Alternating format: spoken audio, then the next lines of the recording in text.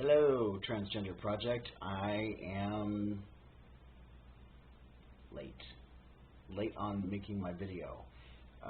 Apparently it is Tuesday, and now it is officially Wednesday. I am 2 days behind on posting my Monday video. I apologize about that. This week's topic, if you have not been able to tell, is disclosure and dating. Now, for me personally, I never really had a problem with it. And when I say that I've never really had a problem with it, I just mean that, first, let me start off by saying that any views that I express are simply my own. Any experiences that I express are, again, my own.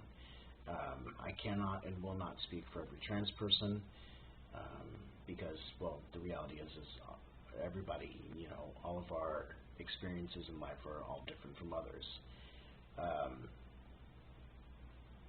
I have had some people tell me that they couldn't date me as much as they love me. They just couldn't date me, which and that's fine. I've had a couple dates canceled on me.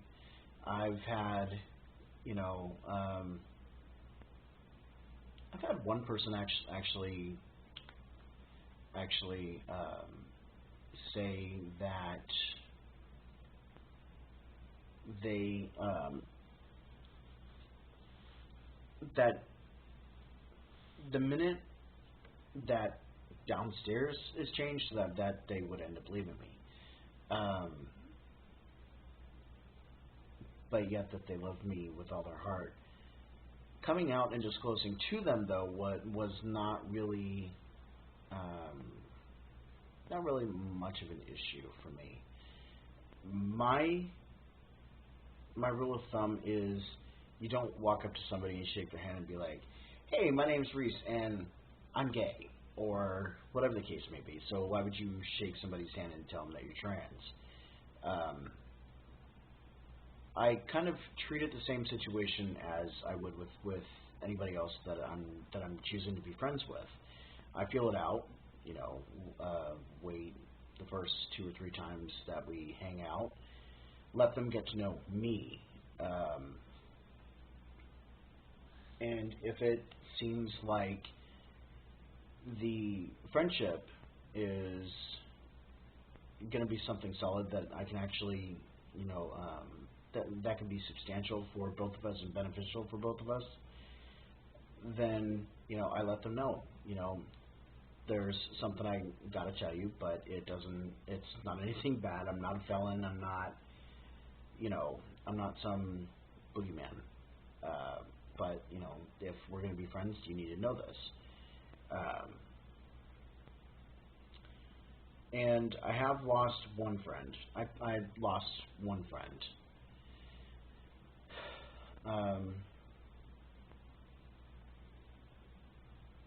And she was my best friend. She's been my best friend since I was 3 years old. Yeah. I actually have not spoken to her in 2 years.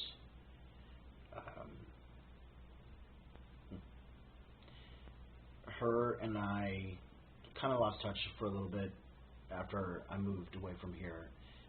After I moved, I came back. I came back for visits and things like that when I was in Job Corps. Because, like I said, I left in 1997. I think I may have mentioned this in a previous video, or I may be remembering a personal video of mine. I left Fresno in 1997. I went into Sacramento Job Corps. I went not from there. I moved around the United States. I came back home a couple times for visits, and then ended up moving away again. I moved back about 3 years ago, and the last time that I saw her was about 2 years ago. And the reason why I ended up ultimately cutting off the friendship was because she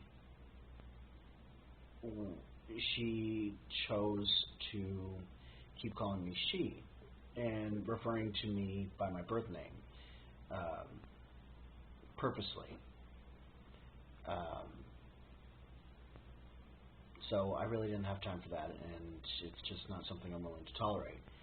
But when it comes to dating, I've dated 2 people since I broke up with my ex back about 3 years ago. And both of them knew beforehand that I am transgender. The last guy that I dated was 17 years ago, and I was living as a female then. And actually, he and I are still friends. I dated one girl. We dated for, I think, about a month or 2, back about a year ago now. And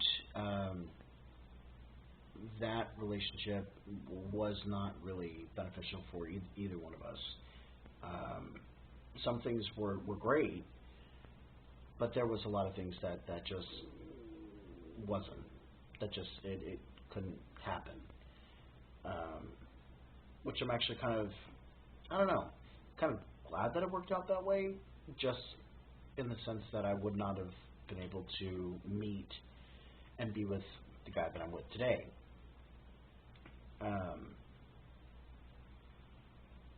And when he and I met him when he was making his first drag performance.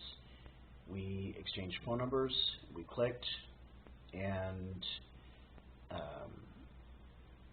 we clicked in a platonic sense.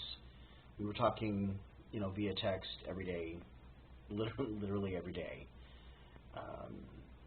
About 3 weeks go by, and actually about 2 weeks go by. I disclosed to him that I am transgender and that I am the current Mr. Trans Fresno. So basically that I represent the trans community out here and whatnot, and he said, cool.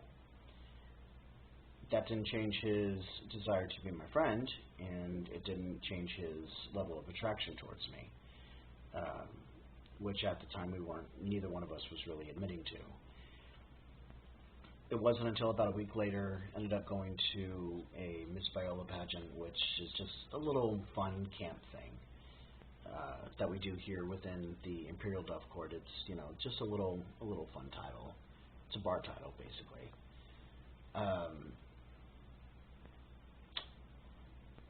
And I went out in drag and very promptly told never to do drag again. And by everybody, told that I make a horrible female. Thank you for the proof. And we ended up coming back here. I got out of drag, and then we went down over to Legends, which is another one of the big gay bars here. And I told him, hey, that guy's been looking at me. He's kind of cute, whatever. And he's like, well, he better not be staring at my man, and da-da-da-da, and he's still in drag. And I'm like, wait, would you like to rewind that and go ahead and say that again? He said, you heard me? I said, well, first you got to ask me, So, yeah. That was about 5 months ago. But, like I said, my rule of thumb is if you wouldn't shake somebody's hand and disclose the fact that you're gay, or, that you're wearing purple underwear, or that you just you just went to the bathroom 10 minutes ago, why do they need to know right up front that you're transgender? They don't. Let them get to know you. Let them ask questions or, drop subtle hints. Ask them, hey, how HRC asked for the trans flag to be removed a few years ago? Do you remember that? And start the discussion there. Or, hey, how do you feel about same-sex marriage? Things like that. But don't browbeat them with it. Just subtle. Let them get to know you. So that's it. That's my dating and disclosure. Too much rambling. But you have a good day. Good night, wherever you are. Be good to yourself. Be good to everybody else. Catch you on the flip side. Catch you on Monday. Yes, Monday. Bye.